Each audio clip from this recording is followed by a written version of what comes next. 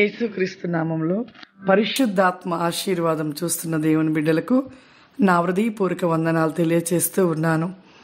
దినదినము కూడా పరిశుద్ధాత్మ ఆశీర్వాదం మనం పొందుకోవాలి. ఆశీర్వాదము మనకు ఎల్లవేళలా మనతో ఉంటేనే మనకు క్షేమము. నిజమే, ఈ రోజులలో చూస్తుంటే ఎటు చూసినా క్రైస్తవ బిడ్డలకి ఎన్నో శ్రమలు, ఎటు చూసినా కష్టాలు. క్రైస్తవుల మీద ఎన్నో దాడులు జరిగించబడుతున్నాయి.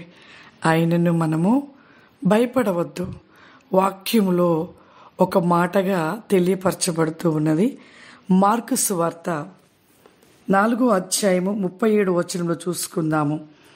అప్పుడు పెద్ద తుఫాను రేగెను. ఆయన ఉన్న ఆ దోణి మీద అలలు కొట్టినందున దోణి నిండిపోయెను. ఆయన దోణి అమరును తల మీదట తలవాల్చుకొని నిద్రించుచూ ఉండేను. వారిని లేచి, బోధకుడా, మేము నశించిపోచున్నాము, మీకు చింత లేదా? ఇక్కడ చూడండి, యేసు ప్రభు మరి ఆ దోణిలో ఉన్నారు. ఒక పరిచర్యకి నిమిత్తము శిష్యులు మరి యేసు ప్రభు కలిసి వెళ్తూ ఉన్నారు. వెళుతూ ఉన్నప్పుడు ఆ దోణిలో మరి నీళ్లు మరి అలలు ఎక్కువగా వచ్చేసి ఆ నీళ్లు మొత్తము కూడా ఆ దోణిలోకి వచ్చేసాయి. ఆ దోణిలోకి వచ్చినప్పుడు ఈ యొక్క శిష్యులు భయపడిపోతున్నారు, ఒరిగిపోతున్నారు. వారిలో ఒక అవిశ్వాసం, ఎక్కడ మునిగిపోతామో, ఎక్కడ ఏమైపోతుందో అనేది ఒక భయం అనేది వాళ్ళలో కలిగి అలా యేసు ప్రభు అలా కళ్ళు మూసుకొని ఉన్నారు. వెంటనే ఆ యొక్క యేసు ప్రభు దగ్గరికి వెళ్ళి శిష్యులు గబగబా లేపేస్తూ, బోధకుడా, మీకు చింత లేదా? నీళ్ళు ఇలా వచ్చేసాయి, మీకు భయం లేదా అనేసి అక్కడ శిష్యులు అడుగుతూ ఉన్నారు. అక్కడ యేసు ప్రభు లేచి ఆ యొక్క తుఫానుని గద్దించాడు.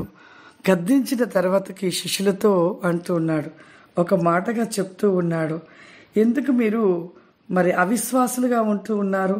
ఎందుకు అవిశ్వాసాన్ని కలిగి ఉంటూ ఉన్నారు అనేసి మరి యేసు ప్రభు వారు మరి శిష్యులను గద్దించడం జరుగుతుంది. నిజమే ప్రియులారా, మనం దేవుని బిడ్డలుగా ఉంటున్నాము. ఎన్నో ఎదురవుతున్నాయి మనకి, ఎన్నో అటువంటి ఒక అలలు వంటి ఒక మరి ఎన్నో మన జీవితంలో అనేకమై కూడా పెను తుఫాన్లు వస్తూ ఉన్నవి.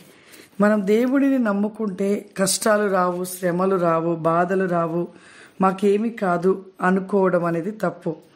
క్రైస్తవుడిగా దేవుడిని నమ్ముకున్న వారికిని, నమ్ముకోని వారికిని, భూమి మీద సృష్టిలో ఉంటున్న ప్రతి ఒక్కరి కష్టాలు వస్తాయి.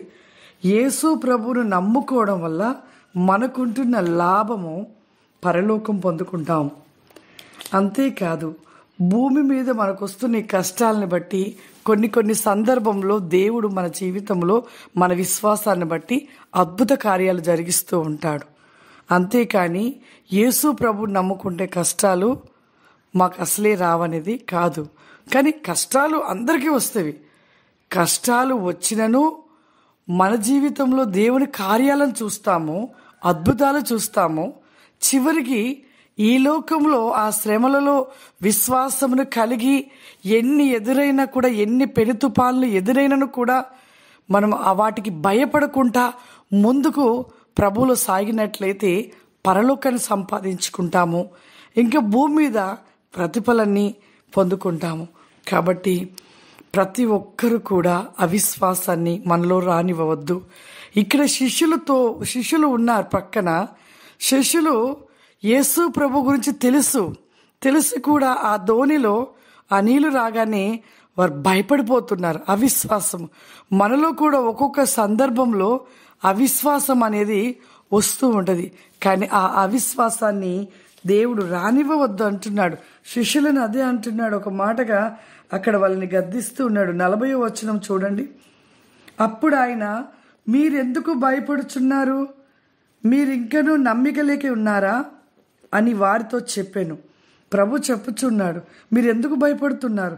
ఇంకా మీలో విశ్వాసం లేదా? మీరు ఇంకా నమ్మలేకపోతున్నారా అనేసి శిష్యులను దేవుడు మరి ప్రభువారు అడుగుతూ గద్దిస్తున్నాడు. నిజమే, యేసు ప్రభు గురించి వాళ్ళకి అన్నీ తెలుసు కదా. అన్నీ తెలిసి కూడా వారు అవిశ్వాస పడుతూ ఉన్నారు కొన్ని సందర్భంలో.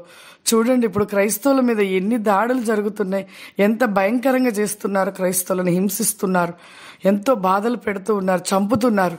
ఇవన్నీ చూసి మనము వెనక అడుగు వేయవద్దు. విశ్వాసంలో ముందుకు కొనసాగుతూ దేవునిలో మనము ముందుకు వెళ్ళిపోదాము. ఎందుకు అంటే దేవుడు మనతో ఉన్నాడు, దేవుని ఆశీర్వాదం మనతో ఉన్నది. కాబట్టి ఎవరు కూడా భయపడవద్దు. మేము మణిపూర్ వెళ్ళొచ్చాము.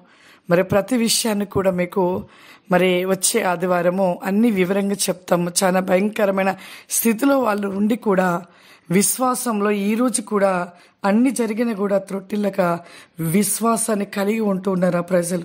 మన జీవితంలో కూడా అటువంటి విశ్వాసాన్ని కలిగి ఉంటే ప్రతి విషయంలో విజయాన్ని సాధిస్తాము.